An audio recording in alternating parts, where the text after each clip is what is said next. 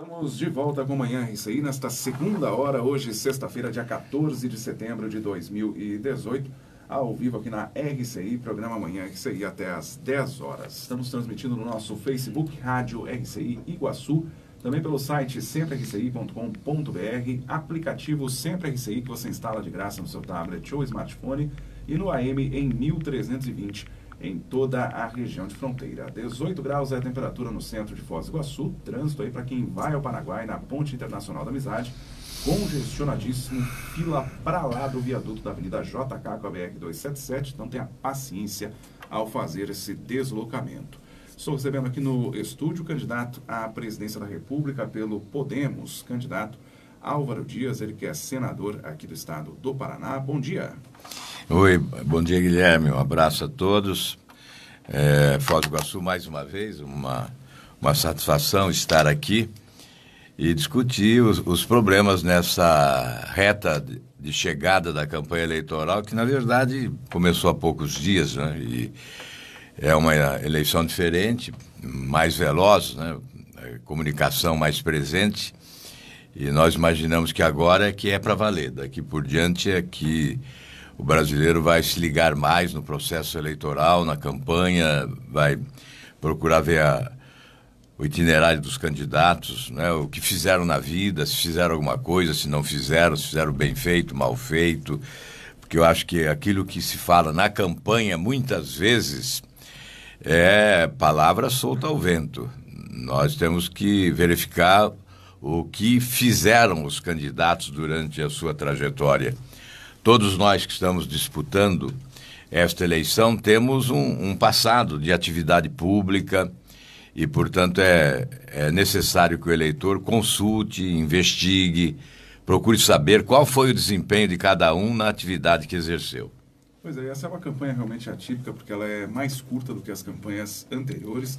A questão de tempo de televisão também. A gente observa que, por exemplo, o tempo de televisão da sua coligação acaba sendo pequeno também, né, com relação às inserções, com relação à própria participação no horário eleitoral. Isso exige até a adoção de estratégias diferenciadas, pensando em fazer com que a mensagem chegue ao público? Nós estamos assistindo talvez a campanha mais injusta, né, desigual e antidemocrática de todos os tempos, graças à legislação que o próprio Congresso elaborou. Então, hoje nós temos candidatos com muito dinheiro do fundo eleitoral, que é dinheiro público, que deveria estar sendo aplicado em saúde, segurança pública, educação, geração de emprego, e é um dinheiro que está sendo utilizado de forma privilegiada por alguns. Há uma coligação de um candidato a presidente da República que tem mais de 900 milhões de reais do fundo eleitoral, distribuído entre os candidatos que fazem a campanha dele em todo o país. Então, alguns com dinheiro de mais e outros com dinheiro de menos, alguns com tempo de televisão de mais e outros de menos, de rádio da mesma forma, e ainda a legislação possibilita que os muito ricos gastem parte da sua fortuna na campanha eleitoral. Isto significa estimular o abuso do poder econômico na campanha. Nós temos que fazer uma reforma política com urgência, né? Certamente, se chegarmos à presidência da República, será uma das missões importantes, uma das prioridades básicas, fazer uma reforma política para acabar com esta anarquia que há no Brasil, esse favorecimento. Nós estamos enfrentando uma eleição de tubarões de um lado e lambaris do outro, né? A minha esperança é que Davi derrotou Golias. Então nós ficamos sempre com essa esperança de que esse ensinamento bíblico possa se repetir nessa campanha eleitoral e seja possível derrotar os tubarões do dinheiro, do tempo de TV e de rádio, do favorecimento em espaços privilegiados da mídia. Vamos ver se nós conseguimos derrotá-los. E essa é a sua segunda visita já aqui em período de campanha, né, à cidade de Foz do Iguaçu. A primeira aconteceu semana retrasada, inclusive com uma passeata ali na região da Vila Portes, né? Exato, a Ponte da Amizade. A sua agenda começou ainda ontem à noite aqui na cidade de Foz? Foz é uma cidade do mundo, né? Não é uma cidade só do Paraná ou dos iguaçuenses, né? É uma cidade do mundo, é um patrimônio da humanidade. o mundo todo acorre a Foz do Iguaçu.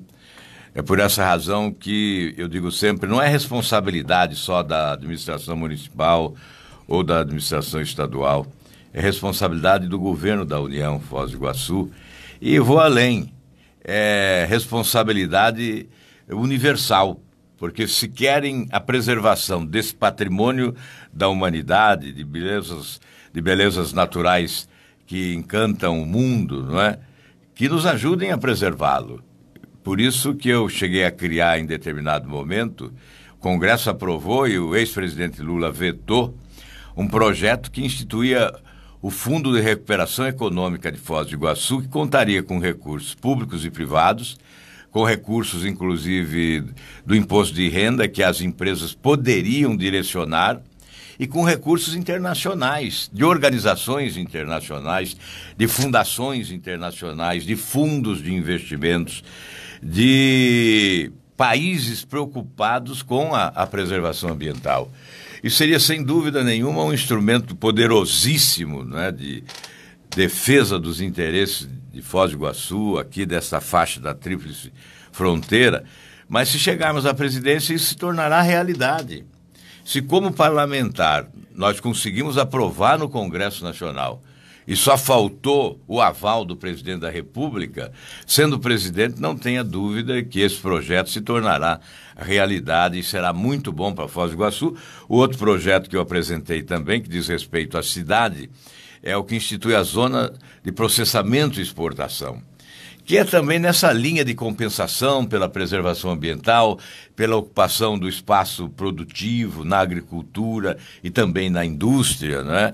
É uma compensação para atrair investimentos com estímulos especiais e, obviamente, pela posição geográfica, Foz do Iguaçu tem essa vocação de exportação, o que favoreceria a instalação aqui de uma zona de processamento e exportação, que além de atrair investimentos, geraria emprego.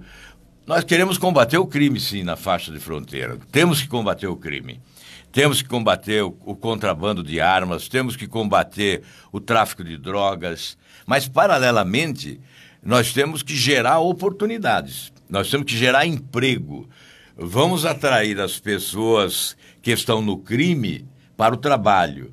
Vamos retirar, por exemplo, jovens que muitas vezes são tentados a trabalharem nesse campo nebuloso da marginalidade, porque não possuem oportunidades.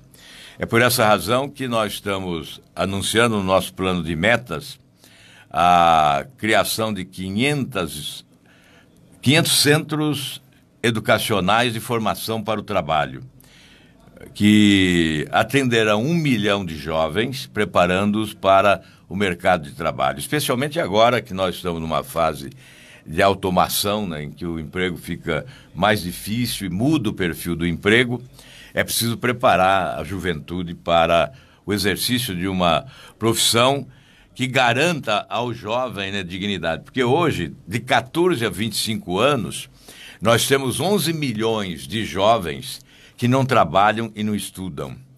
Temos 23% dos jovens de 14 a 25 anos que não trabalham e não estudam. Isso é dramático. É por isso que eu digo sempre que a estatística oficial, que fala em 13 milhões de desempregados no Brasil, é uma mentira.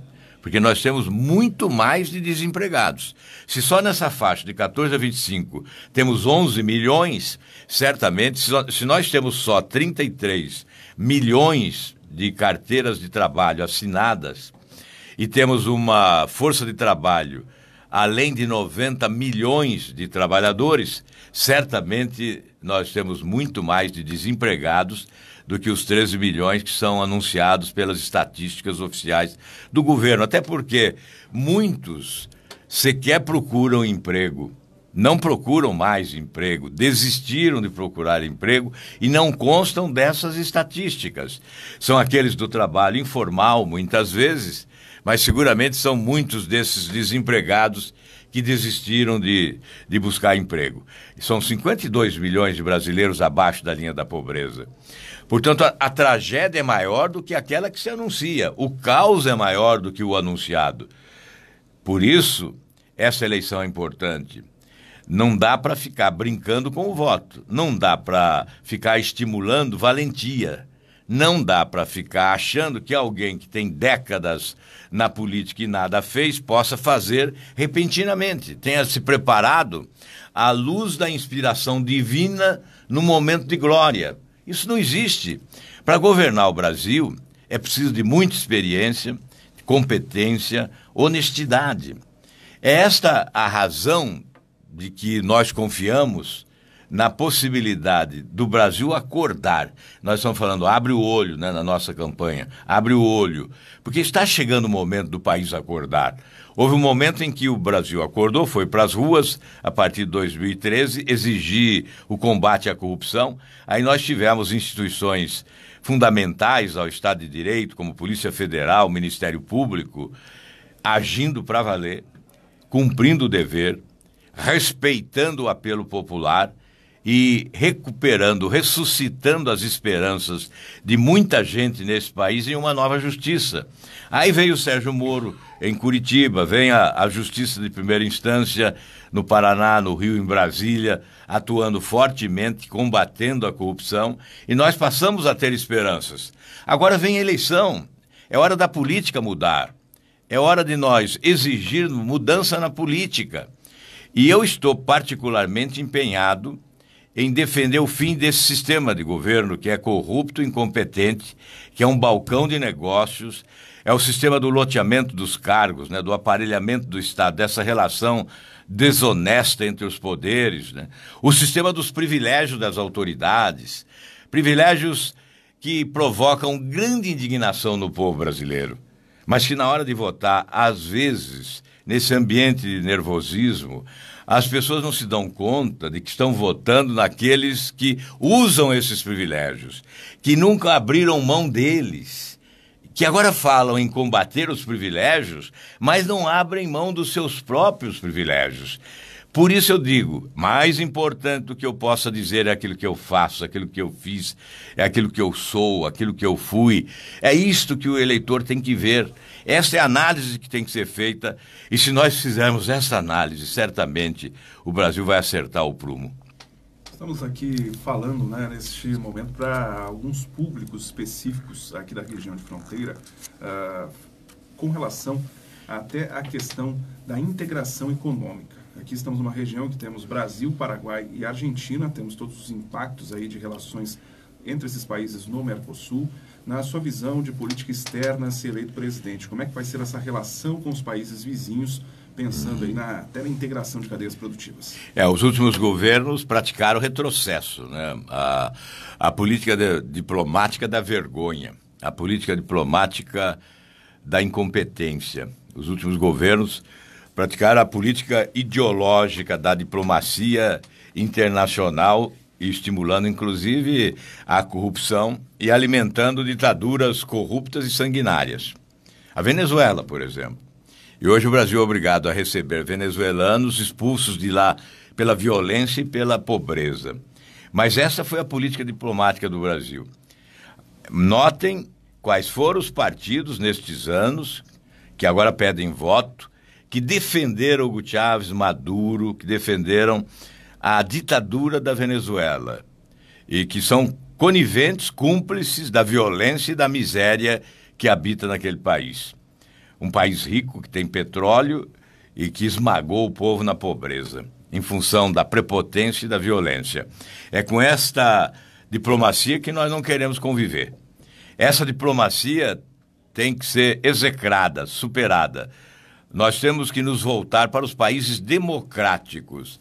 Se eu for presidente da República, o nosso país não vai estabelecer acordos econômicos com países ditatoriais que não cumprem os preceitos sagrados da democracia. Nós queremos a convivência com países que respeitam a dignidade do ser humano. Nós queremos, sim, o crescimento, a produção, a produtividade, o desenvolvimento, mas queremos dignidade, respeito à dignidade humana. E nós vamos conviver diplomaticamente com nações democráticas. Vamos melhorar o Mercosul, sim. Vamos procurar reciclar, estabelecer um novo relacionamento com os países do Mercosul, com regras mais claras, objetivas e que não prejudiquem o Brasil. E vamos fazer com que o Mercosul se volte para blocos econômicos do primeiro mundo, mercado comum europeu. Vamos nos voltar também para o sul e sudeste da Ásia, onde vive mais da metade da população do universo. E além do bloco Mercosul, o Brasil mesmo.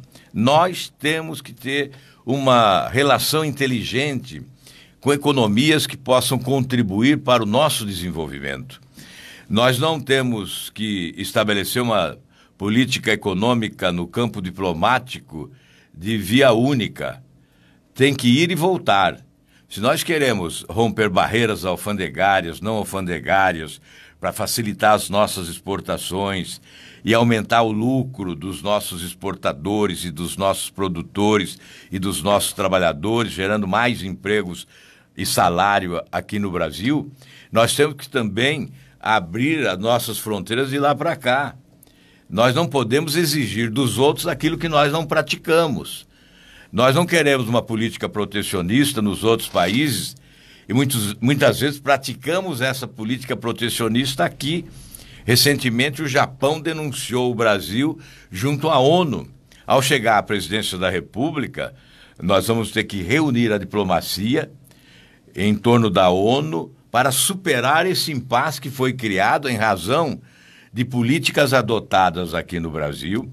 Neste caso, especialmente as desonerações feitas no campo automotivo, né, com as exportações de veículos produzidos aqui, que foram favorecidas em razão das chamadas desonerações. Aliás, desonerações que não beneficiaram o povo brasileiro, que prejudicaram os municípios, porque foi uma cortesia com chapéu alheio que fez o governo federal, isentou de impostos que somam no fundo de participação dos estados e dos municípios, portanto, retirou recursos dos municípios e dos estados, e esses recursos não chegaram ao cidadão brasileiro, ficaram no caminho. Beneficiaram alguns grandes empresários, algumas grandes empresas, pontualmente, não é? Não foi algo justo, distribuído para todos, não é? Um governo que faz isso é um governo que não merece o respeito. E nós temos aí desonerações que agora, no início de 2019, já logo que assumir o presidente da República, ele vai encontrar contratos de desonerações da ordem de 306 bilhões de reais. São 306 bilhões de reais a menos nos cofres da União e dos municípios e dos estados. E no seguinte ano, no ano de 2020, 330 bilhões. E aonde foi esse dinheiro? Ele saiu lá dos cofres públicos. Não foi para a saúde, não foi para a educação, não foi para a segurança pública, não gerou emprego. E foi para onde? Foi para o bolso de alguns privilegiados. Aliás, os últimos governos fizeram do Brasil paraíso dos bancos. Os banqueiros foram felizes. Os banqueiros tiveram governo. Mas, na contrapartida, o povo brasileiro sofre as consequências.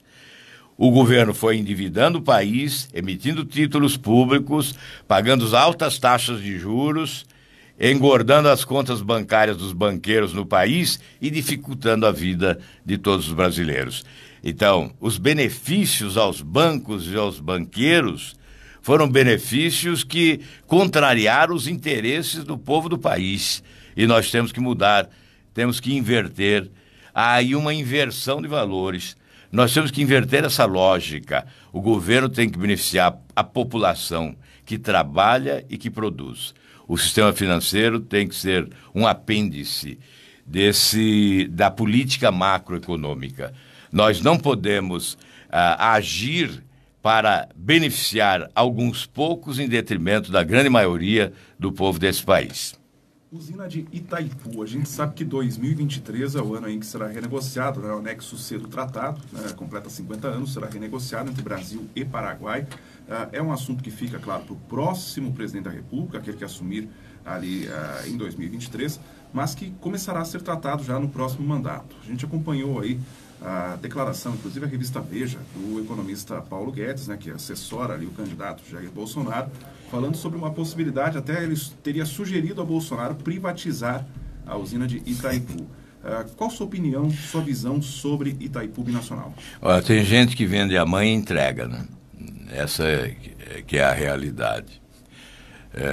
Privatizar Itaipu porque ela dá dinheiro, porque ela é lucrativa, porque é a maior usina hidroelétrica do mundo, extremamente lucrativa. Itaipu tem que ser transparente, isto sim, nós temos que mudar. Impor transparência total. A população tem que saber o que ocorre ali, é uma caixa preta. Mas é evidente que é um instrumento de desenvolvimento estratégico. Há empresas estratégicas que não se privatizam. Por exemplo, o Banco do Brasil, vai privatizar o Banco do Brasil e a agricultura como fica? Vai privatizar a Caixa Econômica e a política habitacional como fica? Nós não podemos privatizar instituições poderosas economicamente que contribuem para alavancar o processo de crescimento econômico do país, gerando emprego, renda, receita, salário, desenvolvimento. Itaipu, é evidente que a privatização da usina de Itaipu seria um crime de lesa pátria. Diz respeito à nossa soberania, diz respeito à nossa soberania, diz respeito, enfim, à segurança nacional. A segurança nacional. Energia é um setor estratégico fundamental para o desenvolvimento do país. O que nós não podemos é permitir que assaltem essas empresas, como a Petrobras e Itaipu. Mas nós temos que comandar, o Brasil tem que comandar. É óbvio que se você privatizar Itaipu, não é brasileiro que vai ser dono dela.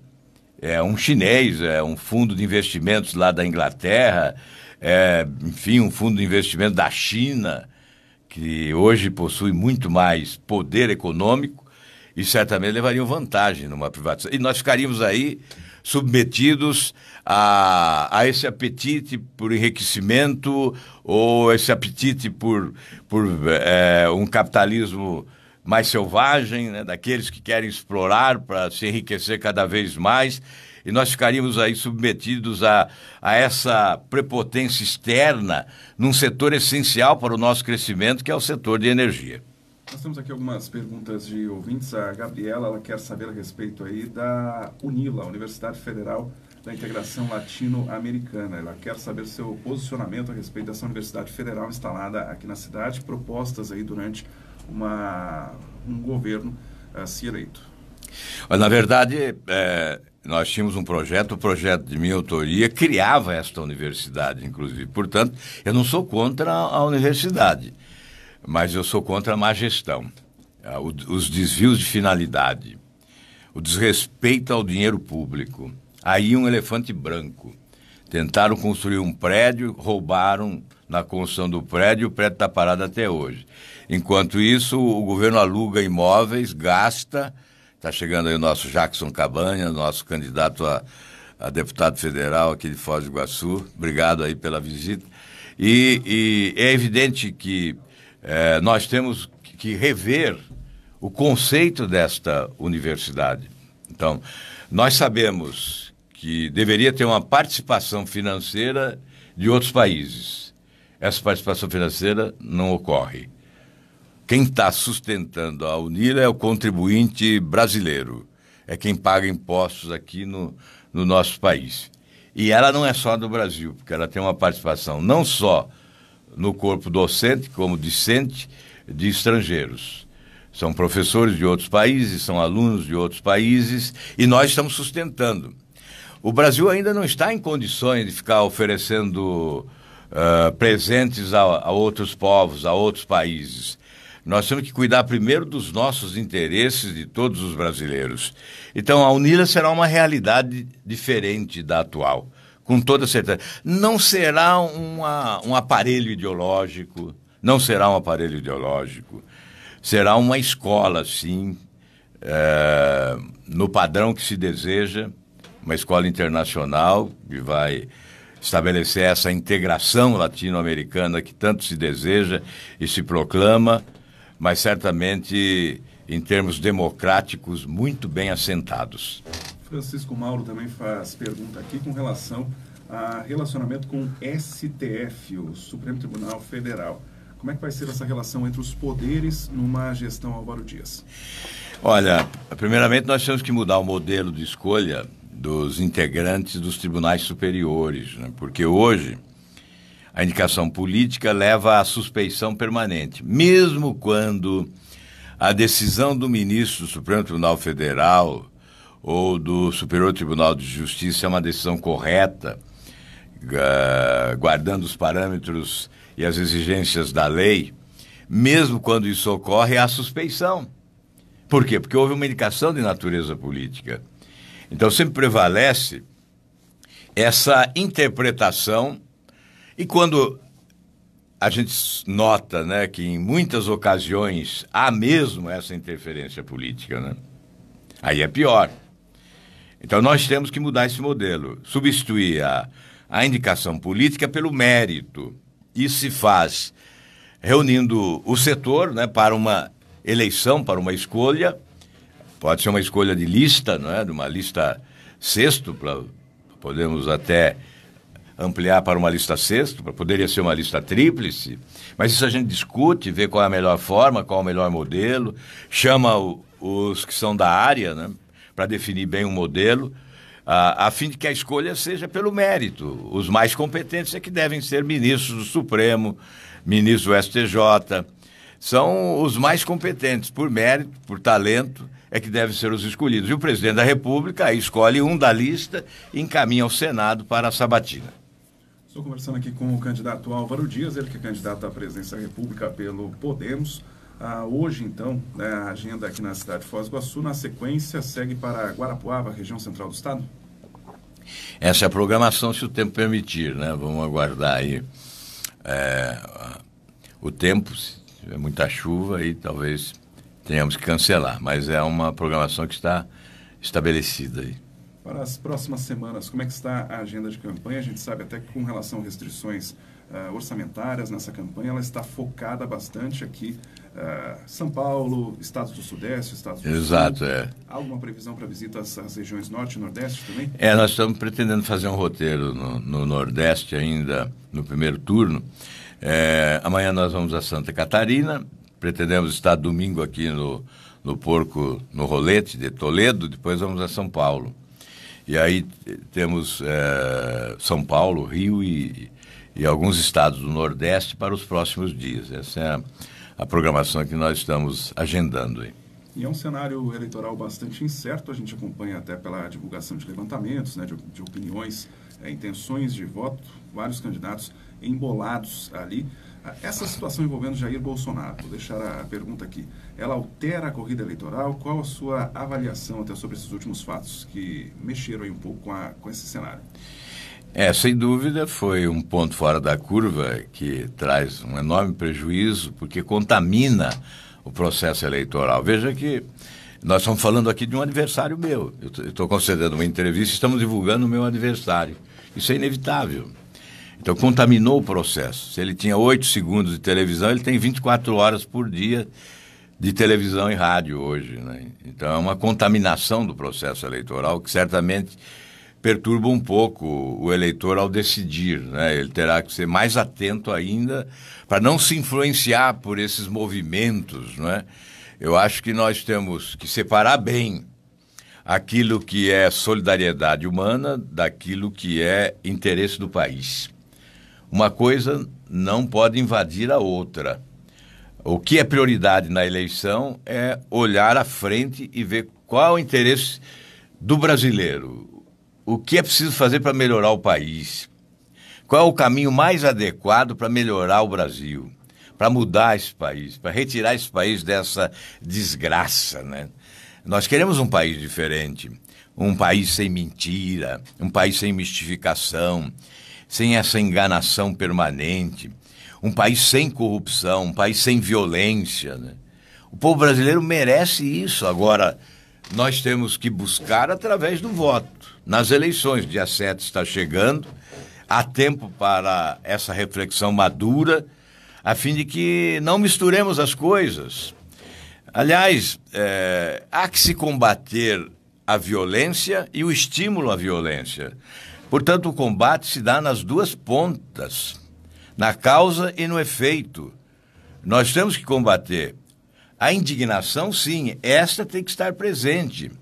Nós temos que ser permanentemente indignados diante dos escândalos de corrupção, diante da maldade dos desgovernos, da perversidade da violência que sacode o país. Agora, não podemos caminhar para o ódio, não podemos caminhar para a intolerância, porque nós estimulamos com isso, alimentamos com isso a violência, e a violência degenera o processo democrático e conturba a democracia, né? Então, eu creio que é um momento de grande de maturidade mesmo, de lucidez, né, política, que as pessoas precisam assumir por inteiro a sua responsabilidade cívica no ato de votar.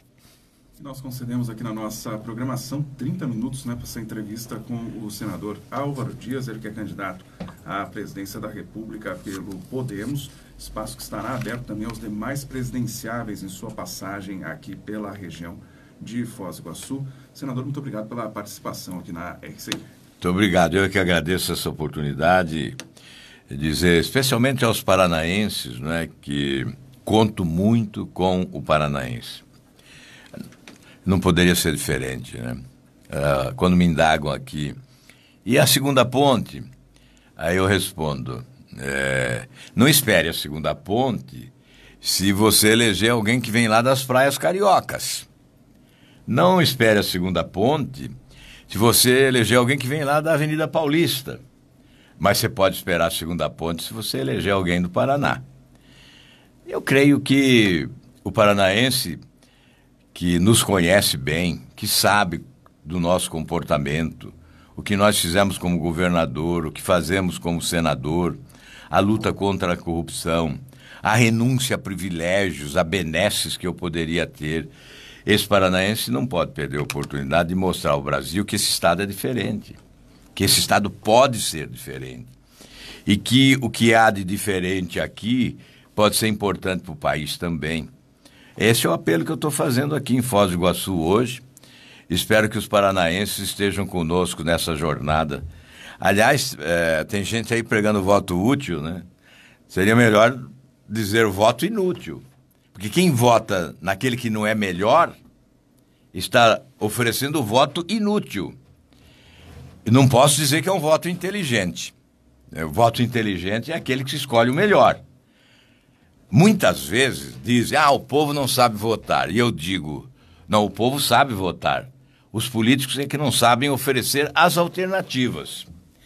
Então, quando as alternativas se oferecem, aí vem comunicadores, elite brasileira, do sistema financeiro especialmente, mas é uma elite econômica que enxerga só o próprio umbigo, e começa a querer dirigir a eleição para determinado caminho, e aí começa a pregar o voto útil. Que voto útil é esse?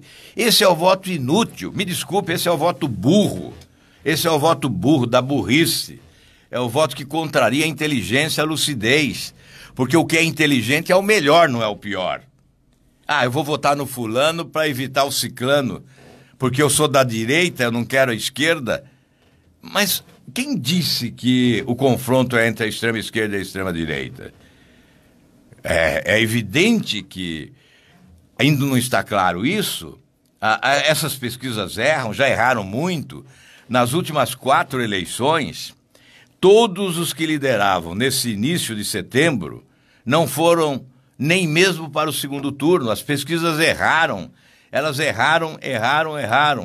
E vão errar de novo, estão errando novamente. Mais de 50% não responde aos pesquisadores. Portanto, não tem base real. Essas pesquisas não possuem base real. Elas estão tentando iludir o povo brasileiro. Por isso, o apelo que eu faço aqui pelo voto inteligente, o voto de bom senso, o voto da lucidez e da responsabilidade cívica nesse país, pensando no futuro da nossa gente. Muito obrigado aí pela oportunidade e um grande abraço a todos os nossos ouvintes. E daqui a pouquinho